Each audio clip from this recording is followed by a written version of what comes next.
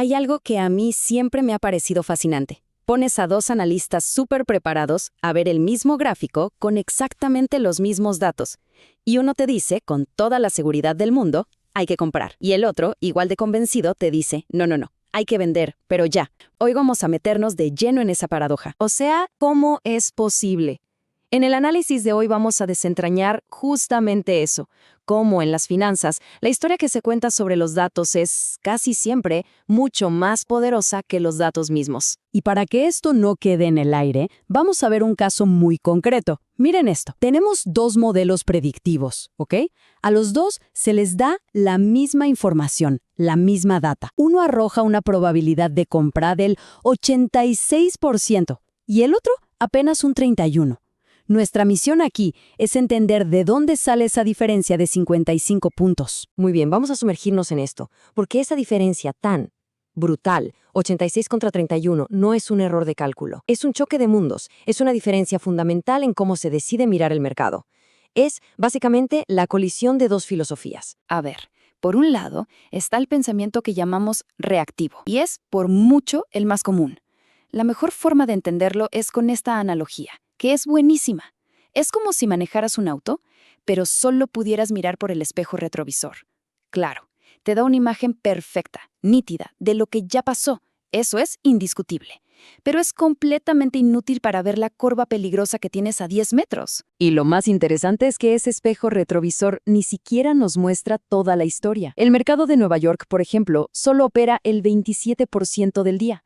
El otro 73%, cuando Asia y Europa están a toda máquina, es lo que se conoce como tiempo oculto. O sea, el pensamiento reactivo ignora casi 3/4 partes de lo que está pasando en el mundo. Es como querer leer un libro leyendo solo una de cada 4 páginas. Una locura. Y en la otra esquina del ring, tenemos el análisis proactivo. Esto es, dejar de ver el espejo retrovisor y empezar a mirar por el parabrisas. Se entiende que el pasado importa, por supuesto, pero se asume que el futuro no es una simple copia. Este enfoque intenta, digamos, leer el terreno, interpretar las señales y, sobre todo, anticipar la jugada. Esta tabla lo deja clarísimo. La filosofía reactiva, a la que llamaremos Milton, se enfoca en los datos duros para reaccionar al pasado y llega a un 31%.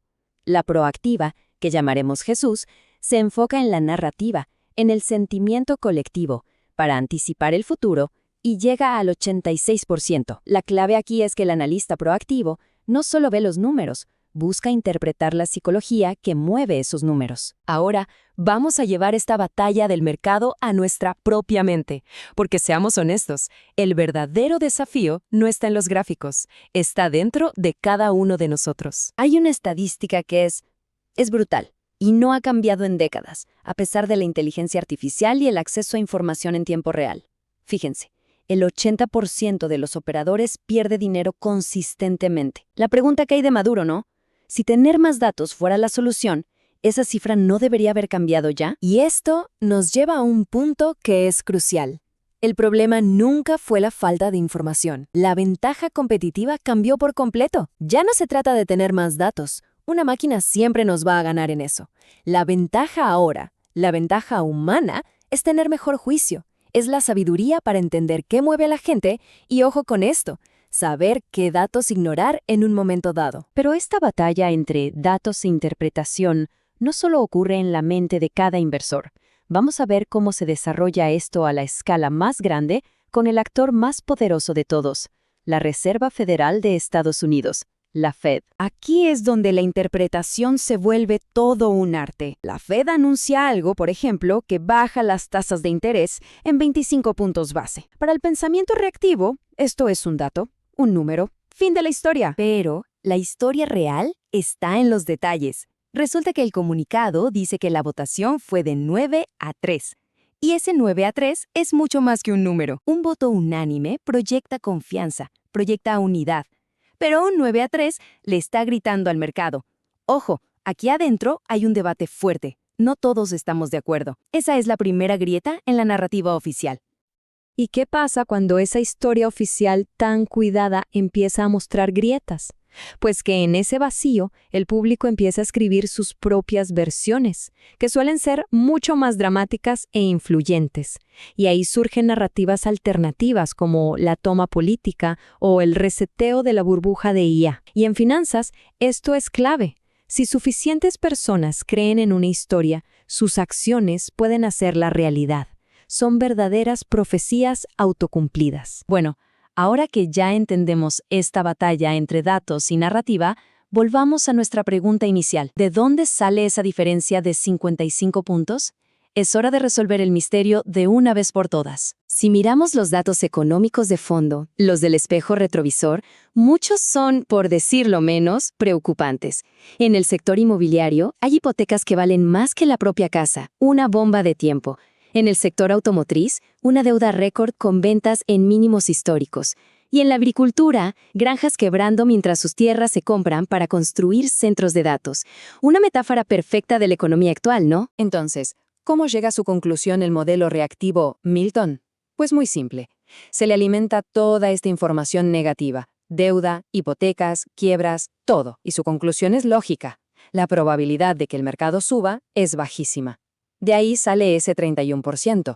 Matemáticamente es una orden de vende. Pero ahora veamos cómo Jesús, nuestro modelo proactivo, llega a un 86% tan optimista. No es que ignore los datos malos, para nada.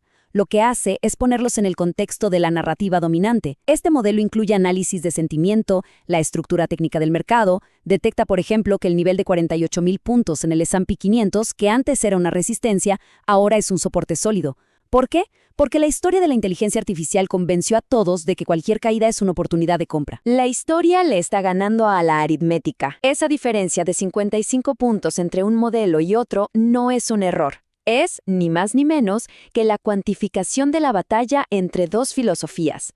Una se basa en la realidad económica del pasado y la otra en la fe colectiva sobre el futuro. Y ahora mismo, la narrativa proactiva está ganando por goleada. Todo esto nos deja con una conclusión súper potente sobre dónde reside la verdadera ventaja en los mercados hoy en día. En este mundo que está saturado de información, la ventaja real ya no está en encontrar más datos, está en desarrollar un mejor juicio, está en saber interpretar las historias que esos datos nos cuentan.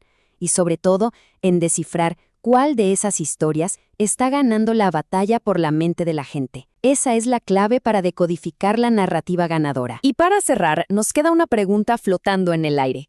Teniendo en cuenta este abismo enorme entre la narrativa súper optimista de la inteligencia artificial y los datos económicos que son objetivamente bastante sombríos, ¿qué tipo de evento, qué noticia o qué dato tendría que aparecer para que sea la suficientemente fuerte como para romper el hechizo de esa historia y obligar al mercado a enfrentar la realidad numérica que por ahora prefiere ignorar?